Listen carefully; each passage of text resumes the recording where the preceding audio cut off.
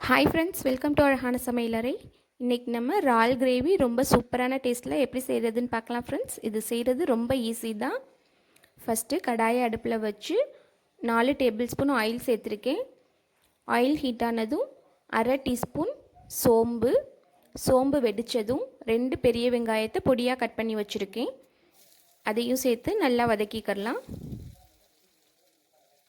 இந்த இறால் கிரேவி செய்கிறது ரொம்பவே ஈஸி தான் ஃப்ரெண்ட்ஸ். ஆனால் டேஸ்ட்டு ரொம்ப சூப்பராக இருக்கும். ரெஸ்டாரண்ட்ஸில் சாப்பிட்ற அதே டேஸ்ட்டு இதுலேயும் இருக்கும். ஆனால் ரொம்ப குயிக்காக சிம்பிளாக செஞ்சிடலாம் ஃப்ரெண்ட்ஸ்.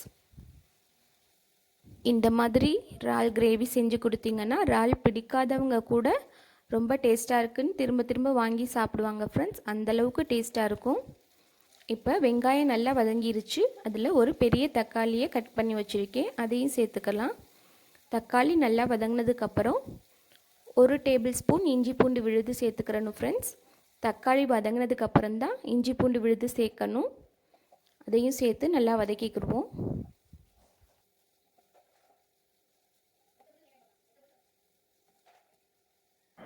இஞ்சி பூண்டு விழுது நல்லா வதங்கிருச்சு. இதில் 1/2 டேபிள் ஸ்பூன் அளவு மிளகாய் தூள் சேர்த்துக்கிறேன். உங்களுக்கு காரம் எந்த அளவு தேவையோ அந்த அளவு சேர்த்துக்கங்க ஃப்ரெண்ட்ஸ். மிளகாய் தூள் சேர்த்து நல்லா மிக்ஸ் பண்ணதுக்கப்புறம் 1/2 டீஸ்பூன் மஞ்சள் தூள், 1/2 டேபிள் ஸ்பூன் மல்லித்தூள் சேர்த்துக்குவோம்.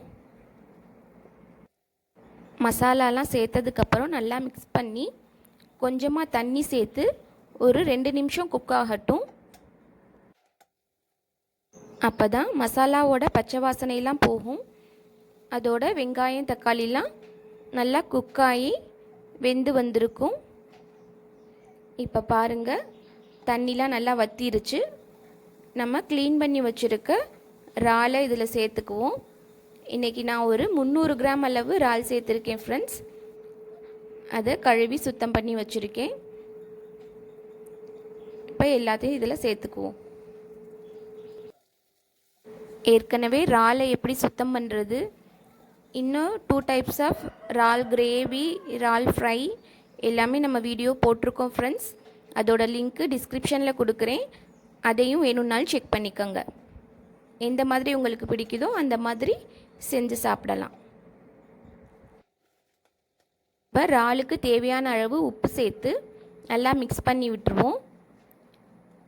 இந்த கிரேவிக்கு தண்ணிலாம் நம்ம சேர்க்க தேவையில்லை ஃப்ரெண்ட்ஸ். இறால் தன்னாலே தண்ணி விட்டு தான் வேகும்.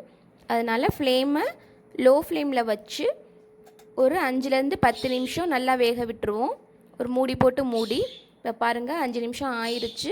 இறால் தண்ணி விட்டு நல்லா வெந்துக்கிட்டு இருக்கு. இந்த மாதிரி இறால் கிரேவி ஒரு தடவை செஞ்சு பாருங்கள் ஃப்ரெண்ட்ஸ். அதுக்கப்புறம் எப்போவுமே இந்த மாதிரி தான் செய்வீங்க. அந்தளவுக்கு ரொம்ப டேஸ்ட்டாக இருக்கும். ட்ரை பண்ணி பாருங்கள். இப்போ தண்ணிலாம் நல்லா வற்றிருச்சு.